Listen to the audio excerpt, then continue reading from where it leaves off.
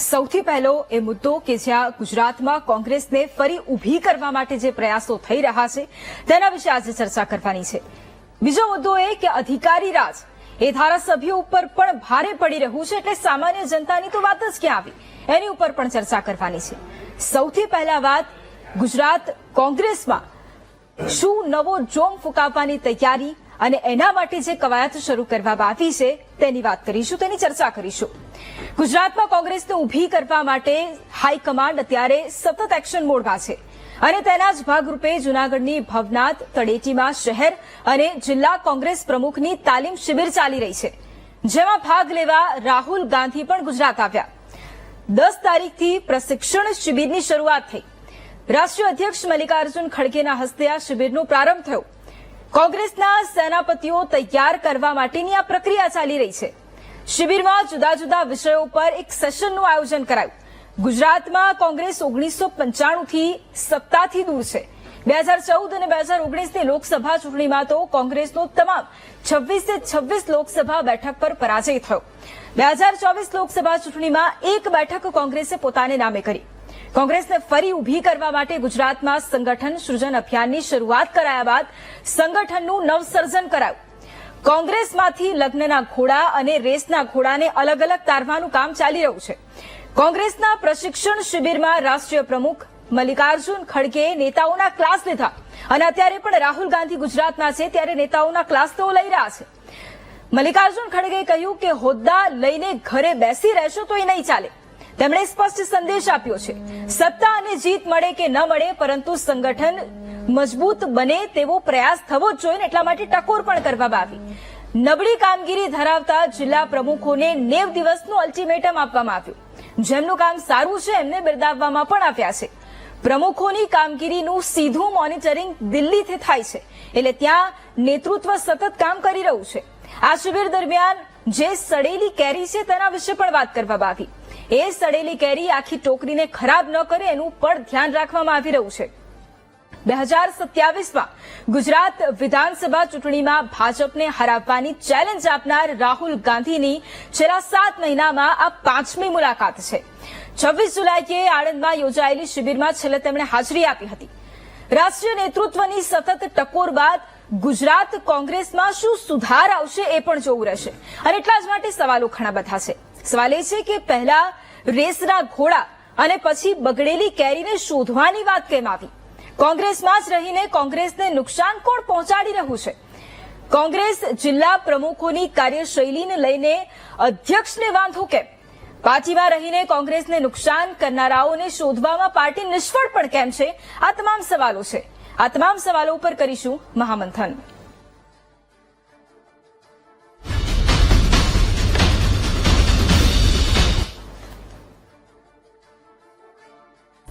અને રેસના ઘોડા હોય કે પછી લગ્નના ઘોડા હોય, એને અલગ તારવાની વાત હોય। રાહુલ ગાંધીએ થોડા સમય પહેલા જ્યારે ગુજરાત કોંગ્રેસને ફરી ઊભી કરવાની વાત તેઓ કરી રહ્યા હતા ત્યારે સૌથી પહેલા સંગઠનને મજબૂત કેવી રીતે બનાવવાનું છે એમાં તેમણે આ વાત કરી હતી। અને હવે આ પ્રશિક્ષણ શિબિરની અંદર મલ્લિકાર્જુન ખડગે પાર્ટીના રાષ્ટ્રીય અધ્યક્ષ છે, તેમણે સડેલી કેરીઓ વિશે વાત કરી છે। એ બંને નિવેદનોને આપણે સૌથી પહેલા સાંભળી લઈએ। अच्छा लगा, मैंने कहा कि देखिए 2 तरीके के घोड़े होते हैं, एक रेस का होता है और दूसरा बारात का घोड़ा होता है। अच्छा, उसमें तीसरा भी होता है, उसको जोड़ देता हूं, एक लंगड़ा घोड़ा भी होता है। और आप ही ने मुझे यह बात बताई कि देखिए राहुल जी, प्रॉब्लम क्या है कि कांग्रेस पार्टी कभी कभी रेस के घोड़े को बारात में बेच देती है और बारात के घोड़े को रेस में दौड़ा देती है। तो हम ये बात इन घोड़ों को हम थोड़ा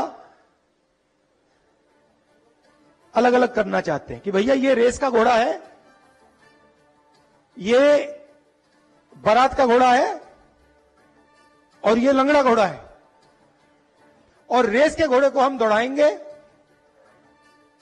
बारात के घोड़े को हम नचाएंगे। काम नहीं करना चाहते और आप लोग जनता पे थोपना चाहते हैं तो ये नहीं होगा। अगर ऐसे लोग हैं मुकुल जी, आप और ऑर्गेनाइजिंग सेक्रेटरी मिलके फौरन ऐसे लोगों को निकाल दो, क्योंकि एक सड़ा आम सारे को जो टोकरी में रहते सब आम को खराब कर देता। અને એટલા જ માટે ચર્ચાની શરૂઆત કરવી છે। ચર્ચા માટે આપણી સાથે ગેસ્ટ પણ જોડાયેલા છે। આપણી સાથે કોંગ્રેસના મુખ્ય પ્રવક્તા ડોક્ટર મનીષ દોશી જોડાયા છે, આપણી સાથે ભાજપ નેતા સંજીવભાઈ પંચોલી જોડાયા છે અને આપણી સાથે રાજકીય વિશ્લેષક રાજેશભાઈ ઠાકર પણ આ મુદ્દે જોડાયા છે। સૌથી પહેલા તો આપ તમામનું સ્વાગત છે મહામંથનમાં। મનીષભાઈ, કારણ કે કોંગ્રેસની પ્રશિક્ષણ શિબિર અને એવું નથી કે આ પહેલી વખત સંગઠન સૃજન અભિયાનની શરૂઆત પણ ગુજરાતમાં કરવામાં આવી। ગુજરાતમાં કોંગ્રેસને ઉભી કરવા માટે એ રાષ્ટ્રીય નેતૃત્વ સતત પ્રયાસો કરી રહ્યું છે અને પ્રદેશમાં એ સ્થિતિ સુધરે અને લોકોનો એ વિશ્વાસ વધુ ને વધુ હવે જે ખરેખર તળિયે પહોંચી ગયો છે એમાં વધારો થાય માટેના પ્રયાસો થઈ રહ્યા છે। હવે સવાલ એ કે આ બધું જ થઈ રહ્યું છે, શું ખરેખર એની અસર ગુજરાત પ્રદેશ કોંગ્રેસ પર કેટલી પડી રહી છે? વૈભવી, સૌથી મોટામાં મોટી વાત આપના માધ્યમથી આપણે પૂર્વ ભૂમિકામાં ઘણી બધી વાત કીધી, એને જ વાતને હું આગળ કરતા કહું છું કે સંગઠન સૃજન અભિયાન સમગ્ર દેશની અંદર કોંગ્રેસના સંગઠનને મજબૂત કરવા માટે કર્ણાટકની અંદર બેલગાવી, જ્યાં કોંગ્રેસ પક્ષના જીવનની અંદર એક જ વખત જેમને રાજકીય હોદ્દો લીધો, મહાત્મા ગાંધીના 100 વર્ષની એમની ઉજવણીના ભાગરૂપે અમે જે અમારું રાષ્ટ્રીય નેતૃત્વ એકત્ર થઈને નક્કી કર્યું, એમાં સ્પષ્ટપણે ગુજરાત આ સંગઠન સૃજન અભિયાનનો પાયલોટ પ્રોજેક્ટ ગુજરાતને પસંદ કરવામાં આવ્યો। કોંગ્રેસના કાર્યકર્તા તરીકે, ગુજરાત કોંગ્રેસના કાર્યકર્તા તરીકે અમને સૌના માટે ગૌરવની વાત છે। સંગઠન સૃજન અભિયાનમાં બે બાબત મુખ્ય છે।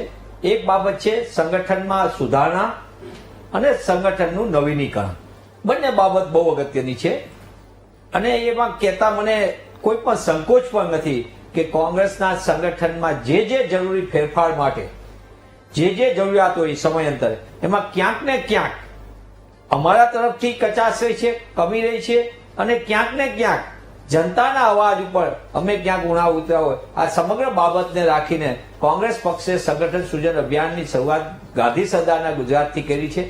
આ પડકારજનક કામગીરી અને એમાંથી રાહુલજીએ જે સમયે કીધું એની કામગીરી શરૂ થઈ। અમારા જિલ્લા કોંગ્રેસ સમિતિના પ્રમુખની પસંદગી માટેની એક આખી વ્યવસ્થા ઊભી થઈ, શહેર પ્રમુખના પસંદગી માટેની એક પ્રક્રિયા થઈ, અમારા આખા રાજ્યનું જેમને નેતૃત્વ કર્યું હોય સંગઠન માટેના પ્રભારી બન્યા એમને એક એક શહેર કે એક જિલ્લો આપ્યો, જેમ કે બીકે હરિપ્રસાદજી એકદમ વરિષ્ઠ નેતા, રાષ્ટ્રીય મહાસચિવ વર્ષો સુધી કામ કર્યું હોય અને એ ગુજરાતના એક સમયના પ્રભારી હતા, એમને ખાલી અમદાવાદ શહેર સોંપવામાં આવ્યું હતું।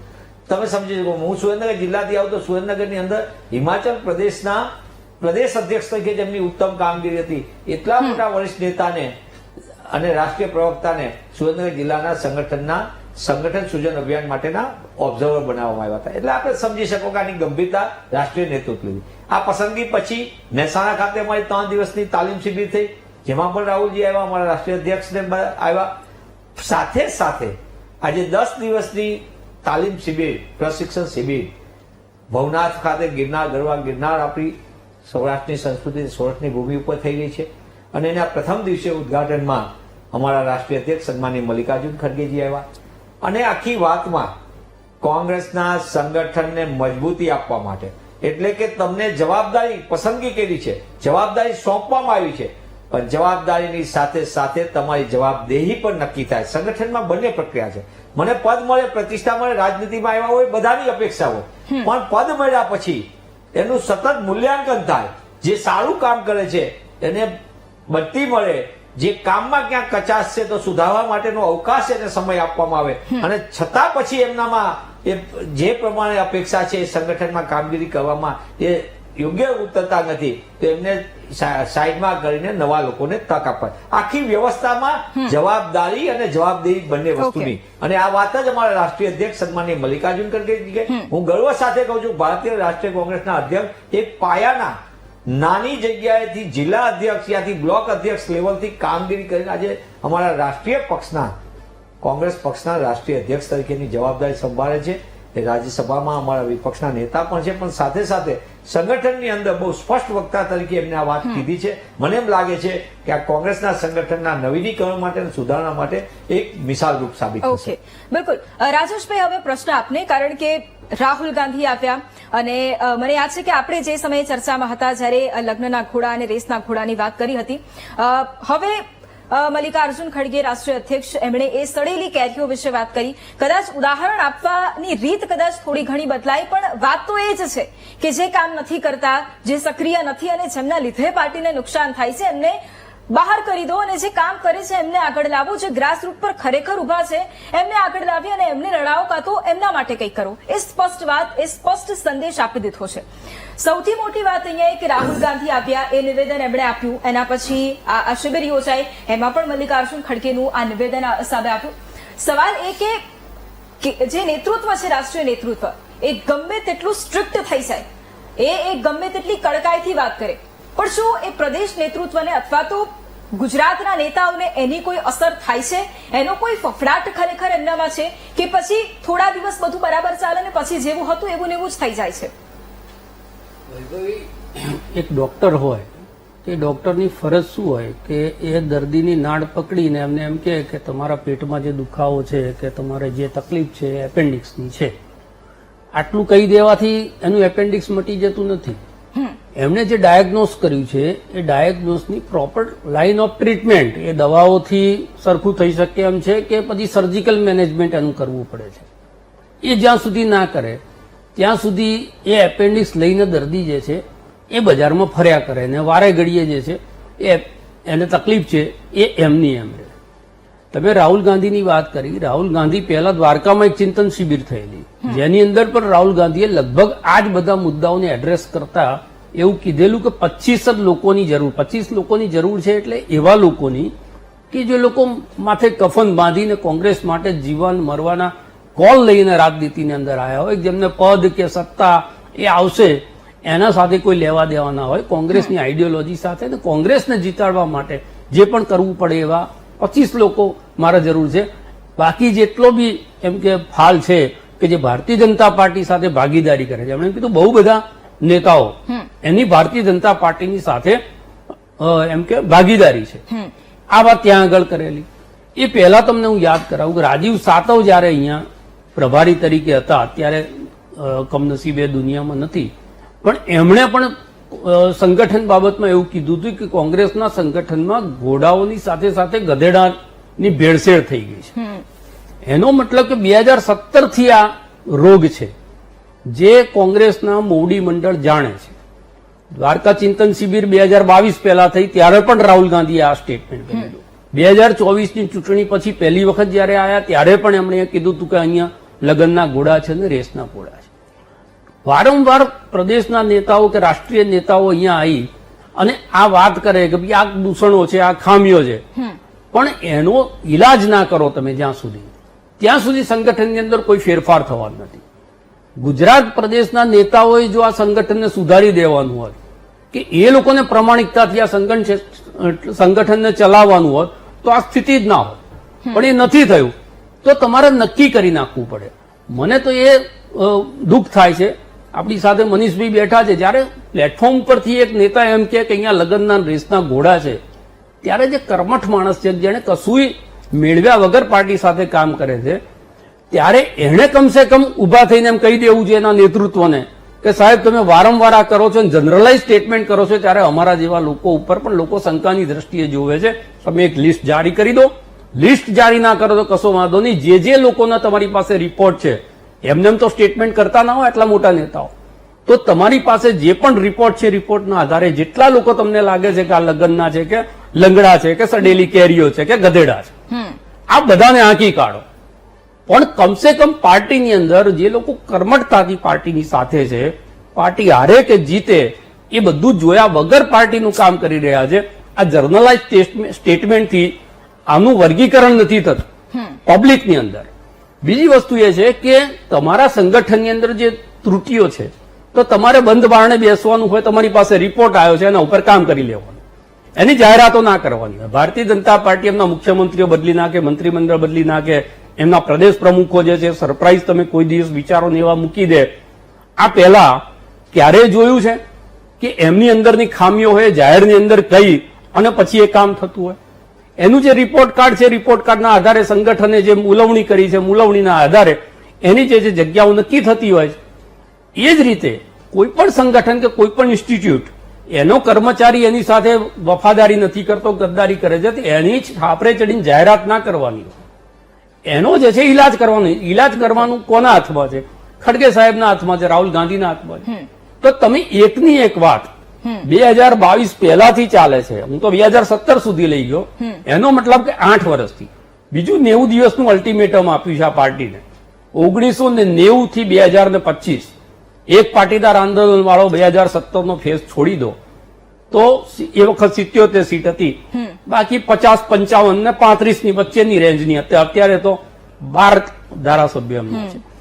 તો આટલા વર્ષોની અંદર જે નથી થયું અને નથી થયું તો એના ઉપર ધ્યાન કેમ નથી અપાયું?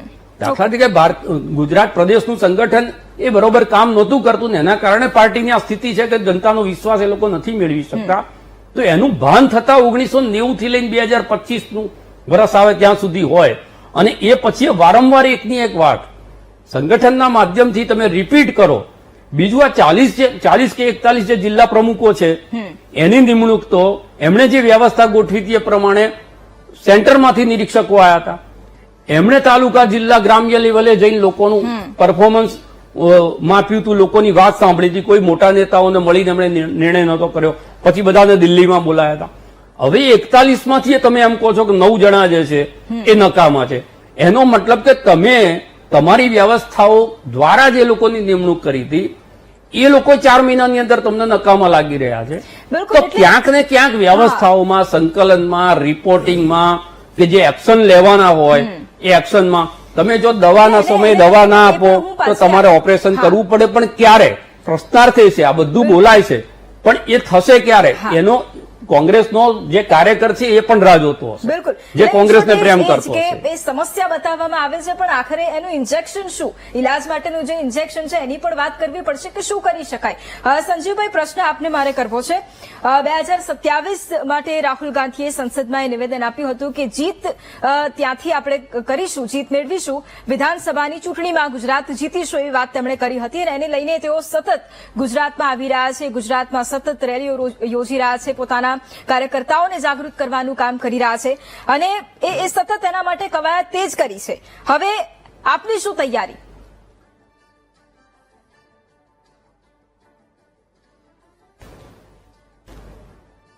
નિવેદનો પણ કર્યા છે અને સંજીવભાઈ, મારો વારંવાર કહે છે કે ભાઈ કોંગ્રેસ આવે છે, કોંગ્રેસ આવે છે.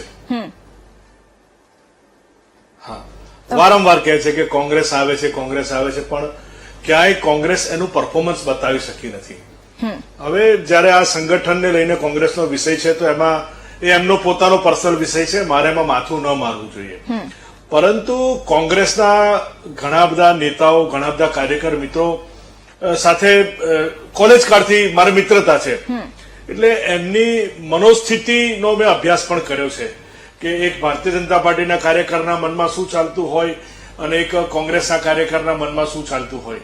કોંગ્રેસનો કાર્યકર એવું કહેતો હોય છે કે ભાઈ અમને લોકશાહી ઢબે અમારી પાર્ટીમાં બોલવાની છૂટ હોય છે, અમે કોઈ પણ નિવેદન કરી શકીએ છીએ અને અમારા નેતાને કોઈ પણ વાત અમે પૂછી શકીએ છીએ કે તમારે ત્યાં તો મેન્ડેટ આવે પણ અમારે ત્યાં તો બધું ઇલેક્શન થાય. પરંતુ છેવટે એમની વાત બી એવી હોય છે કે અમારે તો ઉપરથી જ સર્કિટ થઈને નક્કી કરીને આવે. હવે જયારે મારે કહેવું ન જોઈએ, આ વિષય ભારતીય જનતા પાર્ટીને લાગુ પડતો નથી, પરંતુ જે રીતે કોંગ્રેસના ગુજરાતના પૂર્વ પ્રમુખો જે હમણાં જ તત્કાલીન નિવૃત્ત 2 પ્રમુખ થઈ ગયા, તો એમના જે વાણી, વર્તન અને જે વ્યવહાર છે ને એ જાહેર જનતામાં પણ એમણે ઘણીવાર ભારતીય જનતા પાર્ટી કે એમના કાર્યકરો વિરુદ્ધ જ ખૂબ શું કહેવાય કે આપણને પણ આશ્ચર્ય થાય એવી રીતે એમણે વિધાનો કર્યા છે. હવે એમના મોટા ગજાના નેતાઓ પણ જો એમને કોઈ કાર્યકરને સડેલી કેરી સાથે સરખાવતા હોય, મારે એમાં કઈ લેવા દેવા નથી, પરંતુ વાણી, વ્યવહાર અને વર્તન હંમેશા જયારે એમને ભાઈ શ્રી મનીષભાઈ સંગઠન સૃજનની વાત કરી રહ્યા છે તો કોઈ પણ સંગઠનની કાર્યશાળાઓ જે હોય છે એ હંમેશા એ કાર્યકરો માટેનો મોટિવેશનલ ડ્રાઈવ હોય છે, આવનારા દિવસોની પોલિટિકલ રણનીતિ હોતી હોય છે. પરંતુ નહીં કે એમને કોઈને નીચા પાડી દેવા. કાર્યક્રમે દરેક પોલિટિકલ પાર્ટીમાં કાર્યક્રમે કાર્યકરો નિવૃત્ત થતા હોય છે, અથવા તો એને રસ નથી રહેતો, અથવા તો એને કે પ્રકારે કાર્યકરોની જે સિસ્ટમ છે બદલાતી રહેતી હોય છે. એટલે એમાં કોઈને રેસના ઘોડા સાથે સરખાવવું કે એ અંગત રીતે એ ખૂબ ખરાબ કહેવાય એમ. એટલે કોઈ પણ કાર્યકર પોતાની જાતે નક્કી નથી કરી શકતો. કારણ કે અમે અમારા કોઈ કોંગ્રેસના મિત્રો મળે છે ને તો પૂછે છે કે ભાઈ તમે કયા પ્રકારની કેટેગરીના ઘોડા છો, એટલે એ કહેતા હોય છે હસતા કે ભાઈ લિસ્ટ આવવાનું બાકી છે. એટલે મોટિવેશનલ ડ્રાઈવ દરેક કાર્યકર માટેનો હોતો હોય છે. ભારતીય જનતા પાર્ટીમાં હંમેશા કાર્યકરને એક દેવ ગણવામાં આવતો હોય છે, દેવતુલ્ય કાર્યકર એવા અમારા નેતાઓના નિવેદન હોય છે. અને ભારતીય જનતા પાર્ટી હંમેશા કાર્યકરોનું મૂલ્યાંકન કરી, એમનું અવલોકન કરી અને દરેક કાર્યકરને કાર્ય સોંપે છે. પછી એ નાનો કાર્યકર હોય, મોટો કાર્યકર હોય, પાર્ટ ટાઈમ કાર્યકર હોય કે ફૂલ ટાઈમ કાર્યકર હોય. એટલે કાર્યકરની શક્તિને સમજીને કોઈ પણ પોલિટિકલ પાર્ટીએ એને કામ સોંપવું જોઈએ. હું કોઈ પણ પાર્ટીની વાત નથી કરતો, પરંતુ ભારતીય જનતા પાર્ટીમાં એ થાય છે. કોઈ વયોવૃદ્ધ કાર્યકર હોય, ઇન્ટેલિજન્ટ હોય, હોશિયાર હોય, તો એને એવું ટેબલ વર્ક સોંપવામાં આવે છે કે જે તમે કલ્પના ન કરી શકો. કારણ કે રિટાયર્ડ ઓફિસર હોય અને પાર્ટીના વિચારધારા સાથે જોડાયેલો હોય, દેશ માટે કંઈક કરવું હોય, સમાજમાં કંઈક કરવું હોય, તો આ બધું જ ભારતીય જનતા પાર્ટીમાં દરેક વ્યક્તિને સિસ્ટમેટિકલી રીતે સોંપવામાં આવે છે. હવે હું તો એવું કહેવા માંગુ છું કે એક વોર્ડમાં જેટલા ભારતીય જનતા પાર્ટીના કાર્યકરો છે ને એટલા દરેક શહેરમાં કોંગ્રેસના કાર્યકરો છે. એટલે સમજો કે હું જયારે ભેગા થાય ને તો સંખ્યા એટલી જ થાય. એનું કારણ પણ એ છે કે ત્યાં ભારતીય જનતા પાર્ટીમાં દરેકને સન્માન મળે છે. એક નાનામાં નાનો પેજનો પ્રમુખ હોય છે ને તો એને ઇલેક્શનમાં એને શું કાર્યવાહી કરવાની, એને કેવી રીતે લોકો સાથે વ્યવહાર કરવાનો, એ બધી જ વાતોની એને સમજણ આપવામાં આવતી હોય છે. મારે કોંગ્રેસના કોઈ સંગઠન બાબતે આ બાબતે ચર્ચા કરવામાં નથી આવતી અને હું માંગતો પણ નથી, કારણ કે મારે શા માટે કરવી જોઈએ. પરંતુ રાહુલ ગાંધીએ જે પણ કઈ નિવેદનો કર્યા છે એમના પાર્ટીના કાર્યકરો માટે, જેમાં મને કઈ વાંધો નથી, પરંતુ ભારતીય જનતા પાર્ટી હંમેશા કાર્યકરો ભારતીય જનતા પાર્ટી માટે દેવતુલ્ય છે અને કોઈ પણ શ્રેણીમાં એ વંદનીય છે. ઠીક છે. કારણ કે એ લોકોને એ પણ ડર હોય કે અમારા ચૂંટાયેલા ધારાસભ્યો કે અમારા ચૂંટાયેલા પ્રતિનિધિઓ એટલે કોંગ્રેસના પ્રતિનિધિઓ જો પછી ભારતીય જનતા પાર્ટીમાં જોડાઈ લેશે એટલે એ જે ભરાયું તો એ પાછું ખાલી થઈ જશે. જે સીટો આવી હતી એ પાછી ડાઉનમાં જતી રહે. જેમ આ વખતે 17 આવી પણ 17 માંથી ઉડી ગઈ બીજી વચ્ચેથી, એટલે 12 થઈ ગઈ પાછી, એટલે એમાં પણ ઘટાડો થયો. એટલે એ ડર પણ એમનામાં હોય. પણ મનીષભાઈ, પ્રશ્ન આજ મુદ્દે એટલા માટે છે કારણ કે જે રીતે સંજીવભાઈએ એક વાત કરી કે જાહેરમાં કદાચ આવું નિવેદન આપવું કદાચ એ આક્રોશ પણ હોય કે ગ્રાસરૂટ પર કેમ કામ નથી થતું, એટલા જ માટે કદાચ એ નિવેદનો પણ આવતા હોય. પણ બીજી સૌથી મોટી વાત એ કે જિલ્લા પ્રમુખોની નિમણૂકની વાત હોય, એ પ્રમુખોની નિમણૂક બાદ એમનું વોટ્સએપ ગ્રુપ બનાવવાની વાત હોય, એમાં શું કામગીરી ચાલે છે એ પણ હવે એની પણ નજર રાષ્ટ્રીય નેતૃત્વ રાખશે, એની પણ વાત હોય. એટલે તમે વિચારો, એક નાનામાં નાની બાબત જેની નજર હવે રાષ્ટ્રીય નેતૃત્વ રાખવાનું છે, શું થઈ રહ્યું છે બધું જ રાષ્ટ્રીય નેતૃત્વ ધ્યાને લેશે. તો શું પ્રદેશ નેતૃત્વ આ બધું કામ પ્રદેશ નેતૃત્વએ કરવું જોઈએ કે દરેક જિલ્લામાં શું ચાલી રહ્યું છે, પણ એ પણ જો રાષ્ટ્રીય સ્તરે થતું હોય એનો સ્પષ્ટ મતલબ પણ એ કરી શકાય કે કદાચ રાષ્ટ્રીય નેતૃત્વ અને પ્રદેશ નેતૃત્વ ઉપર એટલો ભરોસો જ નથી ને એટલા જ માટે વોટ્સએપ ગ્રુપ કે જે જિલ્લા વાઇઝ ચાલવાનું છે એમાં પણ એ નજર રાખશે. તો એવું નથી લાગતું કે દિવસે ને દિવસે એ સ્તરેથી પણ વિશ્વાસ છે એ ઓછો થઈ રહ્યો છે ને એના માટે હવે કંઈક કરવું પડશે અને એના માટે જે લગ્નના ઘોડા રેસના ઘોડાની વાત ચાલી રહી છે પહેલા તો એને અલગ કરવા પડશે. એ કામ કેટલે પહોંચ્યું એ પણ જણાવી દેજો. વૈભવી, તમે પૂછેલી વાતના 3 બાબતો અંદર ભેગી થાય છે. એટલે એ 3ની તો હું કહીશ કે એક છાપાના અહેવાલ ઉપરની આ વાત ઉપરથી તમે સોશિયલ મીડિયા કીધી. એના પહેલા હું તમને એક વાત, સંજયભાઈએ 2-3 વાત સરસ મજાની કીધી. કાર્યકર્તાઓ વંદનીય, દેવતુલ્ય, સાંભળવામાં સરસ મજાનું આવે, મને બી ગમે. હું પણ ભાજપની ચર્ચા નથી કરવાનું કહીને કહીશ, કારણ કે સંજયભાઈ એવી સરસ મજાની વાત કરી અને મને પણ રસ પડે. હું સંજયભાઈને સન્માન સાથે કહું, આ ગુજરાતની ધરતી ઉપર, આ ગાંધી સરદારની ધરતી ઉપર એક સરસ મજાનો કાર્યક્રમ થયો હતો. 70 કરોડમાં બીકી ધોતી. એ તો કોંગ્રેસ વાળાને બીજા લોકોએ નહોતી કરી. કોના માટે કરી હતી, કોની ધોતી બીકી હતી, કોની એની વાત મારે અત્યારે નહોતી કરવી. પણ ભારતીય જનતા પાર્ટી કહેવાતી પાર્ટી વિથ ડિફરન્સ, એ આત્માનંદ કાકા સાથે શું થયું હતું એ માનનીય કેશુભાઈ, સ્વર્ગસ્થ કેશુભાઈ પટેલ, મારી વ્યથા શું, મારો વાંક શું, ગુનો શું, એ છાપાના ફ્રન્ટ પેજ ઉપર ગુજરાતના તમામ અખબારોના પાના ઉપર પહેલા તરાકે થયું હતું એ દેવતુલ્ય, જેમને પાર્ટીની આખી ઊભી વ્યવસ્થા કરી. મારે એ પણ નથી કેવું કે કેવા કેવા લોકો સાથે કેવા કેવા પ્રકારનું થયું. હમણાં જ તાજેતરની અંદર રાજકોટમાં ભાજપાના સાંસદ સાથે શું થયું ને એમને કેવી ફેસબુક ઉપર પોસ્ટ મૂકી દેવતુલ્યોને ઓલા માટે. ભૂતકાળની અંદર સ્વર્ગસ્થ વિજયભાઈ સાથે રાજકોટમાં શું થતું હતું ને એમાં શું થયું હતું એ પણ મારે નથી કેવું. સુરતની અંદર શું થયું હતું ને વડોદરાની અંદર કાર્યકર્તાઓને કાઉન્સિલરોને કેવી રીતે દેવતુલ્ય ચૂંટાયેલા કાઉન્સિલરોને જનતાએ ચૂંટ્યા હતા, એમને સાચી વાત કરી હરરી બોટકારની એમની યાર શું વ્યવહાર થયો, એમને લખેલો પત્ર તમામ માધ્યમ આવ્યો. મારે એ પણ વાત નથી કેવી એમના ચૂંટાયેલા ધારાસભ્યોને દેવતુલ્યને એમના કાર્યકર્તાઓ કરેલું એમની સાથે શું વ્યવહાર થાય છે એ બધી વાત મારે એટલે નથી. ભારતીય જનતા પાર્ટીની છે પણ સરકાર છે એટલે જનતા ભોગવે છે. હું કોંગ્રેસ તરીકે નહીં પણ ગુજરાતના નાગરિક તરીકે પણ કહું છું કે એમનો ઝઘડો એ સત્તાધારી પક્ષનો ઝઘડો જનતાને હેરાન કરે છે અને પ્રજાને પણ હેરાન થાય ને એનો ભોગ આપણે જોઈએ છીએ. ખેતતાણમાં અમદાવાદના રોડ રસ્તાની શું દશા હોય, કોણ કોન્ટ્રાક્ટ લઈ ગયું, કોણ ટેન્ડર લઈ ગયું ને કોણ રેતી ચોરી લઈ ગયું, કોણ કોના કાગળો લખે છે, કઈ રીતે અત્યારે નારાયણભાઈ કાછડિયા બિચારા અમરેલીથી પોતાનો અવાજ કાઢવા જાય છે અને બીજે દિવસે કેવી રીતે બંધ થાય. મારે આ કઈ કેવું નથી કારણ કે દેવતુલ્યને બંને એમને કીધું. કાર્યકર્તા તરીકે હું પ્રમાણિકપણે એ વાત માનું છું, સન્માન. પણ આખી વાતને જે રીતે રજૂ થઈ છે અમારા રાષ્ટ્રીય અધ્યક્ષ માનનીય મલ્લિકાર્જુન ખડગેજી કર્મઠ અને વરિષ્ઠ દેશમાં અનેક લોકો એવા આજે પાર્લામેન્ટમાં બેઠા છે કે જેના બે પેઢીએ એના આગળની પેઢીએ મલ્લિકાર્જુન ખડગેજીથી ભેગું સાંસદમાં પ્રતિનિધિત્વ કર્યું છે. એમને વાત કીધેલી એક મહાવરાનો ઉપયોગ કર્યો કે કોઈ પણ ટોપલીની અંદર એક કે બે કેરી જો બગડેલી હોય તો આપણે ભણવામાં આવતું હતું, તો આખું ટોપલાને નુકસાન કરે. એટલે એવી જે કોઈ હોય બાબત એને 100 મૂલ્યાંકનથી જ્યાં જ્યાં લાગે ત્યાં દૂર કરવી છે. નંબર 1. બીજી વાત આપે મને કીધી, હવે હું વાતના એટલા માટે એના વિસ્તૃત એનો જવાબ આપી દઉં.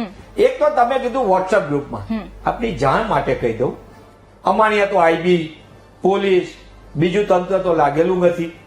આખું તંત્ર જે રીતે ભારતીય જનતા પાર્ટીમાં લાગે એનાલિસિસનું સરકારી તંત્ર દેશમાં ઇન્ટેલિજન્સમાં ગમે એ થાય પણ અહીંયા શું થાય, વિપક્ષ શું કરે છે, વિધિન ધી પાર્ટીમાં શું થાય એના અહેવાલો તૈયાર થાય. જેનો ડીએસપી કચેરી સ્પેશિયલ માણસો હોય છે, કોણ કોનું શું કર્યું છે, ક્યાં કોણ કર્યું છે. આપણે ભૂતકાળમાં સંજયભાઈ જોશી જેવા વરિષ્ઠ જાહેર જીવનના વ્યક્તિ આરે શું થયું હતું ગુજરાતમાં જોયું છે, આપણે હરેનભાઈનું શું થયું હતું આપણે જોયું છે. આપણને દુઃખ થાય જાહેર જીવનના વ્યક્તિ તરીકે. પણ આખી ઘટનાની અંદર જે રીતે કોંગ્રેસના સંગઠનની અંદરનો આ અહેવાલ જેમને કીધો એક અખબારે લખ્યું છે, પણ હકીકત સાથે કહું એ ગ્રુપની પ્રક્રિયાની અંદર એઆઈસીસી તરફથી તૈયાર થતા ક્રિએટિવ અથવા અમારા તરફથી એક અમારો કોમ્યુનિકેશનનો પાથ છે. અમારી આ વોર રૂમ ચાલે છે.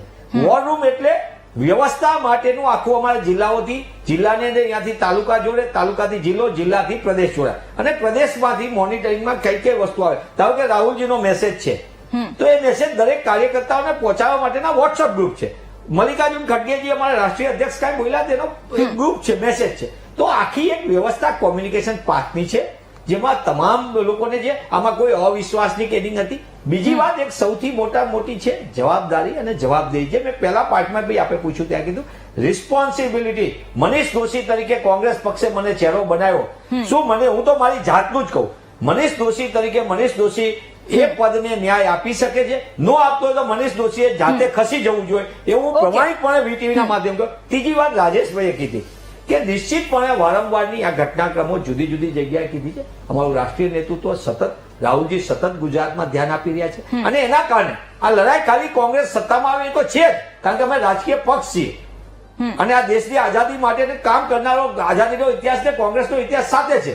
પણ એના કરતા આ દેશને આજે જે સૌથી મોટો પડકાર છે એ સંવિધાન બચાવવાનો છે, આ દેશની વ્યવસ્થાને બચાવવાનો છે, બંધારણ સંસ્થાને બચાવવાનો. અને એના માટે કોંગ્રેસનું સંગઠન મજબૂત થાય. મારી છેલ્લી વાત 10 સેકન્ડ એટલે લઈ તમારી આગળથી. સંગઠન સૃજન અભિયાન જયારે શરૂ કર્યું ત્યારે પણ રાહુલજીએ અમને એ જ વાત કીધી હતી કે કોંગ્રેસ પક્ષના સંગઠનના માધ્યમથી લોકોના ન્યાય માટે, જનતાના ન્યાયની લડત લડીએ છે.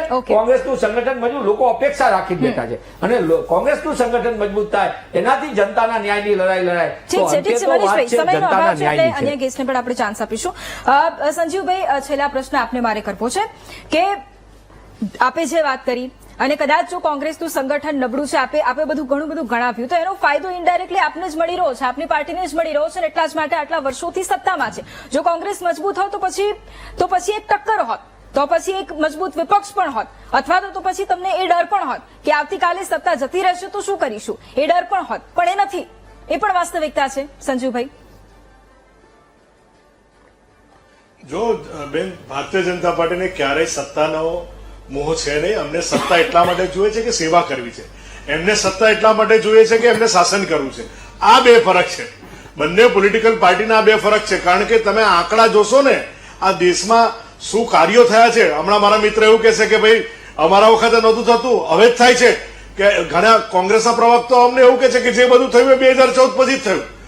હું હંમેશા એવું કહેતો હોઉં છું કે ગતિ, શક્તિ અને નિયતિમાં ફરક આવ્યો છે.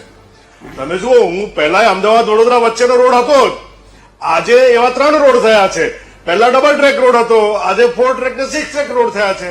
હા, પહેલા 12 કિલોમીટરનો રસ્તો બનતો હતો, આજે 36 કિલોમીટરનો રસ્તો બને છે. એટલે આ એક માત્ર દાખલો છે. અને ભારતીય જનતા પાર્ટી દરેક સ્તરે સંગઠનનું કામ કરે છે, નેતાઓનું કામ કરે છે. અને એટલા માટે જ અમારું સંગઠન બી ક્યાંય એકબીજામાં પડતું નથી. પરંતુ જે આખું વહીવટી તંત્ર છે એ મોવાડી મંડળ સાથે રાષ્ટ્રીય સ્વયંસેવક સંઘ અને એક ટીમ તરીકે કામ કરે છે, અને જેના પરિણામ સ્વરૂપે એ ધરાતલ પર દેખાય છે. અને એટલા માટે જ 30 વર્ષથી ભારતીય જનતા પાર્ટીની સરકાર છે. ઓકે, ઠીક છે. હા, છેલ્લે આપને પણ 10 સેકન્ડ આપીશ, પણ એ પહેલા રાજેશભાઈ, આપને એ મારે સવાલ કરવો છે કે હવે છેલ્લે આપને પણ એ જ સવાલ પૂછી લઉં, કારણ કે આક્ષેપ પ્રત્યાક્ષેપ એ તો ખૂબ સ્વાભાવિક છે, રાજનીતિમાં એ બધું થવાનું છે. પણ હવે જે પ્રયાસો થઈ રહ્યા છે, કોંગ્રેસને બેસાડવા માટેના જે પ્રયાસો થઈ રહ્યા છે, અત્યાર સુધી જેટલું ચિત્ર આપી જોયું, રાહુલ ગાંધીનું સતત ગુજરાત આવવું, અને છે મેં વાત કરી છેલ્લા 7 મહિનાની અંદર 5મી મુલાકાત લેવી, એટલે એ તો સિરિયસ છે, એમની સિરિયસનેસ દેખાય છે. પણ જો એને એ મૂળ સુધી લાવવું હશે તો એની માટે શું કરવાની સૌથી પહેલા જરૂરિયાત છે અત્યારે? સૌથી પહેલું તો કોંગ્રેસનું મજબૂત થવું, એના સંગઠનમાં જે બદીઓ છે એનો નિકાલ થવો એ આવશ્યક છે. એટલા માટે આવશ્યક છે કે અત્યારે જે આપણે શાસકીય ખામીઓ જોઈ રહ્યા છે, કે જે પરેશાનીઓ પ્રજાની સાથે થતી જોઈ રહ્યા છે, આપણે જે જોઈ રહ્યા છીએ કે ભ્રષ્ટાચાર કરનારા લોકોને કેબિનેટની અંદર હાજરી નહીં આપવાની, પણ કેબિનેટની અંદર રાખી મૂકવાના, આ જે બધી વાત છે, જ્યારે એક તરફ સાવ એમ લાગતું હોય કે એક એવો વિપક્ષ છે કે જે અમારી સત્તાને હચમચાવી શકે એમ નથી, ત્યારે જે શાસકીય મુશ્કેલીઓ ઊભી થાય છે એના અનુસંધાને કોંગ્રેસનું જે છે મજબૂત થવું ખૂબ જ જરૂરી છે. અને વાત સાચી છે કે રાહુલ ગાંધી જ્યારે 5 કે 7 વખત આવતા હોય ત્યારે સિરિયસ હોય જ, એ ગંભીર હોય જ. એમના રાષ્ટ્રીય પ્રમુખ અહીંયા આવીને એમ કહેતા હોય કે ભાઈ આટલા લોકો છે ને એમને હવે તમે કાઢી મૂકો, એવી સૂચના મંચ ઉપરથી આપતા હોય એમના હોદ્દેદારને, ત્યારે એ ગંભીરતા હોય જ. પણ એમાં સમય કેટલો, તમે યુદ્ધ થાય ત્યારે હથિયારોને ધાર કાઢવા ના બેસાય. હવે જે છે એ કોર્પોરેશનની નહીં ચૂંટણીઓ તમારી સામે છે, એ પહેલા તમારું લશ્કર તૈયાર હોવું જોઈએ, લશ્કરની રણનીતિ તૈયાર હોવી જોઈએ, ને એના હાથની અંદર જે મુદ્દાઓના હથિયાર છે એ સોંપાઈ જવા જોઈએ.